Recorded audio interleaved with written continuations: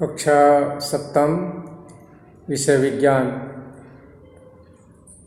अध्याय 20 सजीवों में प्रजनन सेकंड पार्ट का शेष। इस प्रकार से अपन मनुष्य गाय जो है, बिल्ली जो है, इस प्रकार से इसमें नर और मादा जंतु जो है अलग अलग पाए जाते हैं। इसी प्रकार से द्विलिंगी जंतु जो है, तो इसमें केचुआ है, जोंक है, इस प्रकार से ये द्विलिंगी जीव है, अर्थात दोनों लिंग एक ही जीव में जो है पाए जाते हैं। इस प्रकार से द्विलिंगी जीव कहलाते हैं।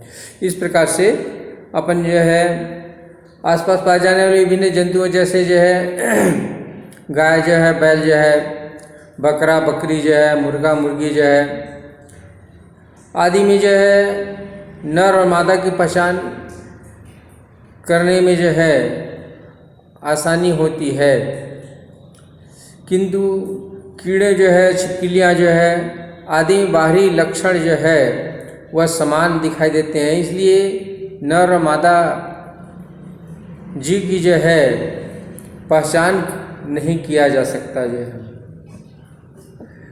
इस प्रकार से थोड़ा देर बाद 10 मिनट बाद इस प्रकार से अपन देखते हैं मनुष्य गाय आदि उच्च वर्ग के जो है जीव है, और इन जीवों में जो है विकसित जनन तंत्र पाया जाता है।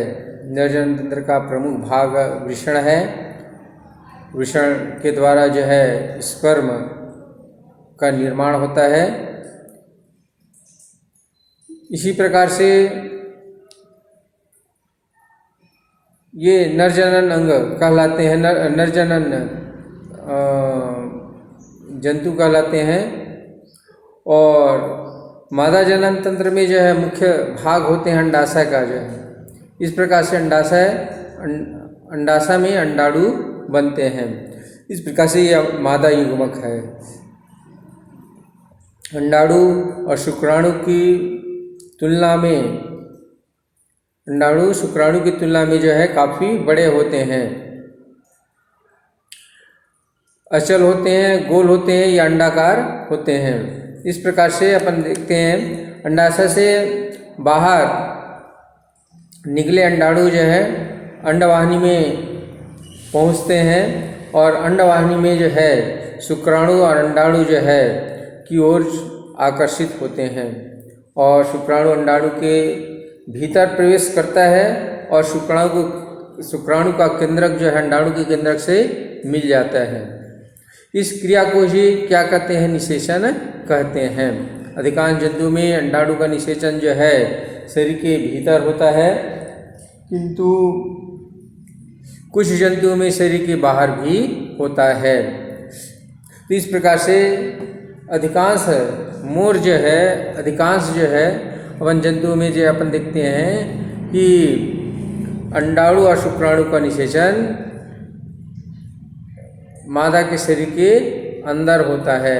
इस प्रकार से इसे आंतरिक निषेचन कहते हैं, जैसे मनुष्य जो है। इसी प्रकार से दिया गया है छिपकली पक्षी के अंडे आपने देखा होगा जो है सामान्यतः जो है जलीय जंतु जैसे मछली, उभयचर,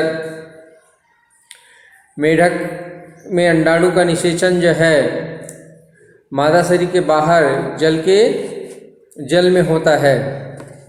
इस प्रकार से मादा मेढक अंडाणु को पानी में छोड़ देते हैं, और फलतः जो है नर भी जो है शुक्राणु को जो है उसमें छोड़ देते हैं। इस प्रकार से शरीर के बाहर ही जो है उसमें क्या होता है? निषेचन होता है।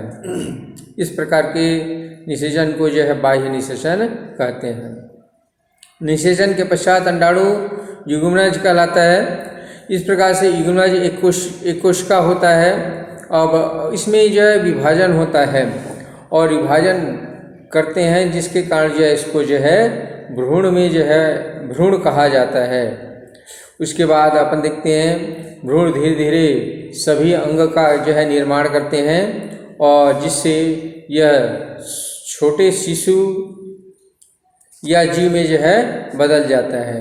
युग्मनज से शिशु बनने की प्रक्रिया को परिवर्धन या विकास कहते हैं।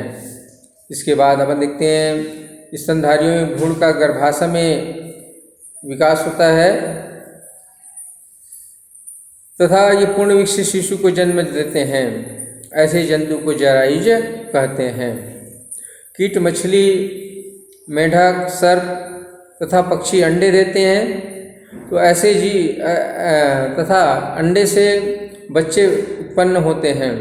इन जंतुओं को अंडज कहते हैं। इस प्रकार से कुछ अंडजों से में अंडे से बाहर निकला शिशु अपने जनक के समान नहीं होता। इनमें अंडे से इल्ली निकलते हैं, इल्ली से पीपा निकलते हैं, जिसको संखी कहा जाता है, और संखी से पूर्ण विकसित जीव बनता है। इस प्रकार इसे कायांतरण कहते हैं। जैसे मक्खी, मच्छर आदि में विभिन्न प्रकार के कायांतरण या परिवर्तन होता है, कायांतरण कहा जाता है। इस प्रकार से अब अपन अलैंगिक जनन के बारे में पढ़ेंगे। अलैंगिक प्रजनन स्वयं जीव या उसके किसी अंग से नया जीव बनता है, तो इसे अलैंगिक जनन कहते हैं। इस प्रकार का उदाहरण कुछ सूक्ष्म जीव अमीबा पाए जाते हैं। इस अमीबा में शरीर दो भागों में बढ़ जाता है, और इस प्रकार से एक अमीबा से दो अमीबा का निर्माण हो जाता है। इसे विखंडन या विभाजन कहते हैं। जब किसी जीव का शरीर दुर्घटनावश एक से अधिक भागों में बढ़ जाते हैं, मान लीजिए एक अमीबा एक हाइड्रा है, हाइड्रा अचानक दुर्घटना होने से इस प्रकार शरीर 3 भागों में बढ़ गया, तो 3 भाग से अलग अलग 3 हाइड्रा का क्या हो जाएंगे, निर्माण हो जाएंगे। तो